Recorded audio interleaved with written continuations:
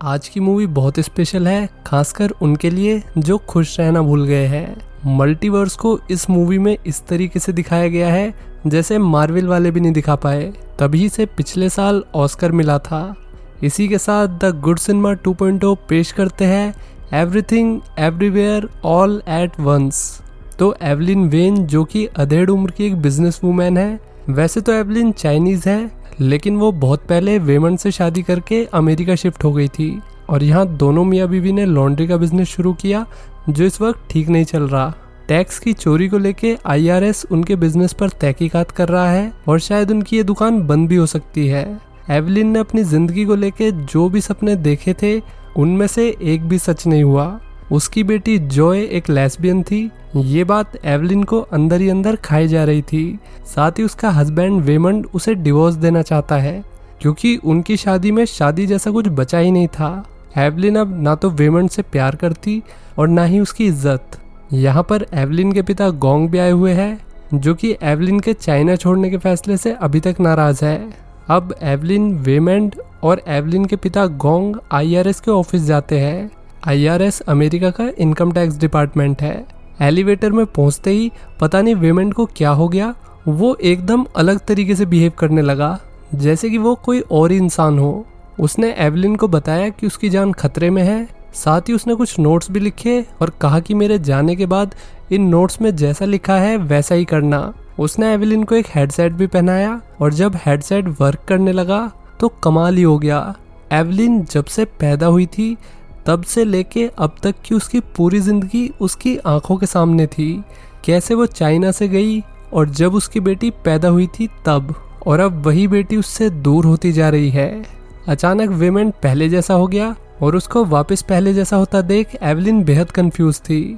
अब ये लोग IRS ऑफिसर लोला के पास आ गए जिसने इन्हें बताया कि इनके कागजों में वे खर्चे भी है जो इन्होंने बिजनेस के नाम पे किए हैं, लेकिन असल में वे खर्चे बिजनेस से अलग थे, यानी कि इनकी मुसीबतें बढ़ने वाली है।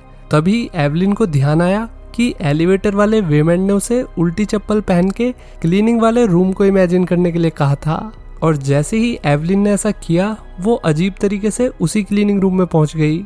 वहां वेमंड भी था, वही एलिवेटर वाला वेमंड।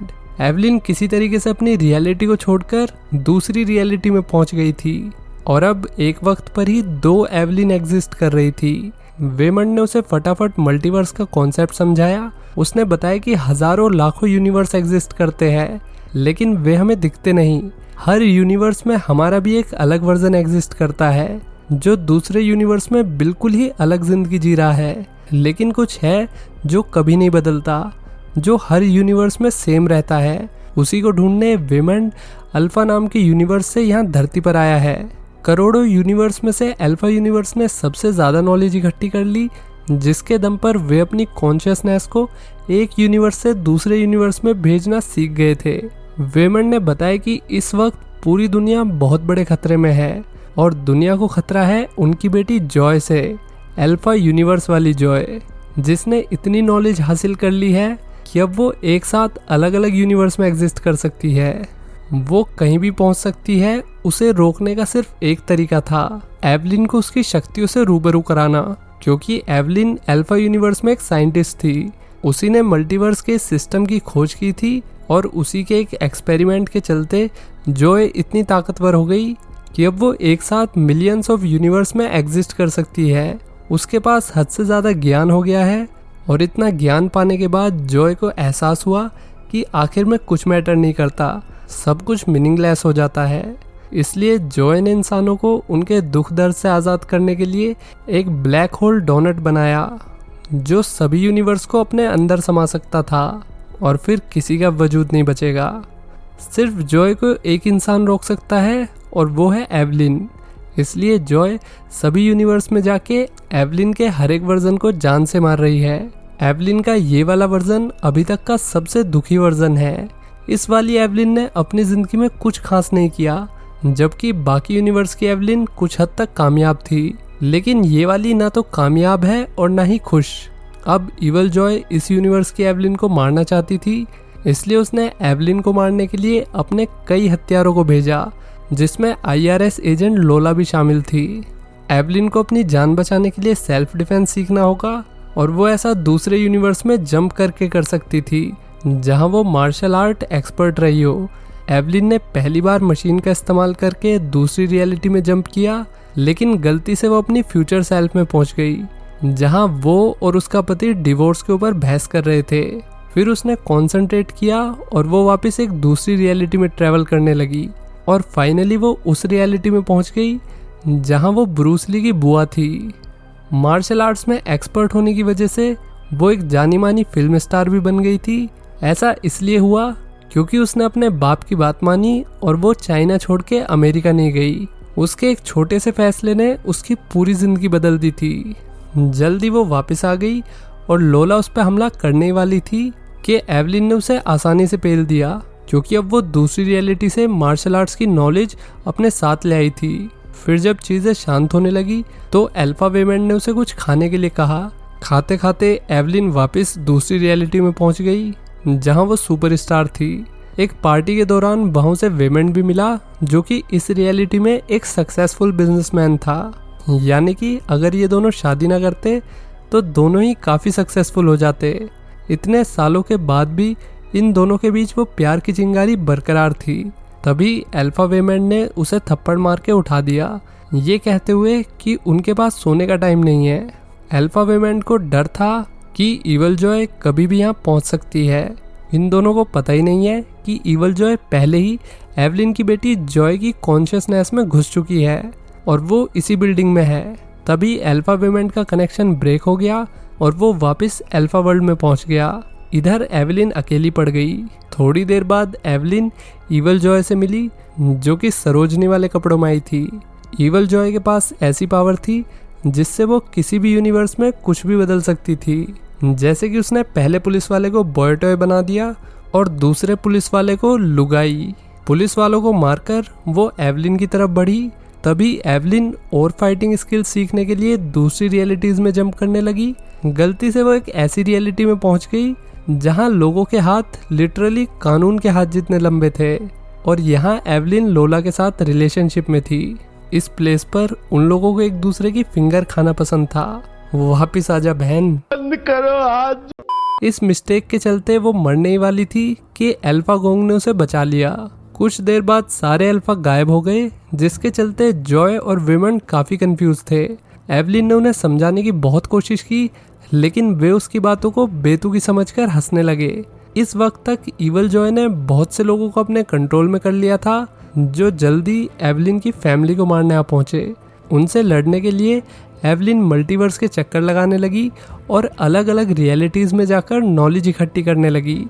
एक रियलिटी में वो ब्लाइंड थी तो दूसरी में सिंगर, फिर कहीं शेफ, कहीं आर्टिस्ट, कहीं पिज्ज़ा बेचने वाली। इन सब रियलिटीज़ में जाकर एवलिन के अंदर बहुत सारी नॉलेज आ गई जिसका इस्तेमाल करके उसने इवल जॉय के हथियारों को मार गिराया। इतनी शक्तियों के इस्तेमाल से एवलिन कमज़ोर पड़ गई थी। जैसे उसकी आँख खुली उसने देखा कि अल्फा वेमेन वहीं था। दूसरी तरफ इवल जॉय ने अल्फा यूनिवर्स में जाके अपने बाप अल्फा वेमेन को मार डाला जिसके चलते इधर भी अल्फा वेमेन मर गया और अब बचा सिर्फ ओरिजिनल वेमंड। इसके बाद इवल जॉय एवलिन को मारने आ पहुंची। अब एवलिन को कोई नहीं बचा सकता। एवलिन ने कोशिश करी और रियलिटीज़ में जाने की लेकिन उसमें ऐसा करने की ताकत नहीं बची थी। एवलिन की ऐसी हालत देखकर जॉय उसे यूं ही मरने के लिए छोड़कर चली गई। तभी उसकी आँख खुली और वो एक्ट्रेस वाली रियलिटी में पहुंच गई जहां वो अपनी फिल्म के ही प्रीमियर पर आई थी। पलक झपकते ही वो शेफ बन गई और फिर ऐसे ही अलग अलग रियलिटीज़ में जाने लगी। एक साथ इतनी सारी रियलिटीज़ में होना उसके लिए बेहद मुश्किल था जिसके चलते सब कुछ एकदम से थम सा गया और वो वापस अपनी फ्यूचर सेल्फ में पहुंच गई जहां वो अपने ऑफिस में बैठी हुई थी। ये IRS ऑफिस की मीटिंग के बाद वाला वक्त है। यहाँ सब चाइनीज न्यू ईयर की तैयारी कर रहे होते हैं। तभी जॉय वहाँ गई अपनी गर्लफ्रेंड के साथ। उससे बात करते ही एवलिन को पता चल गया कि ये असली जॉय नहीं है।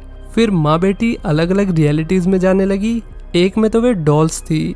इस प्रोसेस के अंदर एवलिन भी उसी सिस्टम एरर से गुजरी जिससे जॉय गुजरी थी और अपनी सारी रियलिटीज को एक्सपीरियंस करने के बाद एवलिन को भी एहसास हुआ कि कुछ भी एंड में मैटर नहीं करता। वो हर जिंदगी में दुखी थी, भले ही वो सक्सेसफुल हुई हो या फेल। दुख और उदासी ने उसका पीछा कभी नहीं छोड़ा। ऐसी ही जिंदगी बाकी लोगों की भी थी।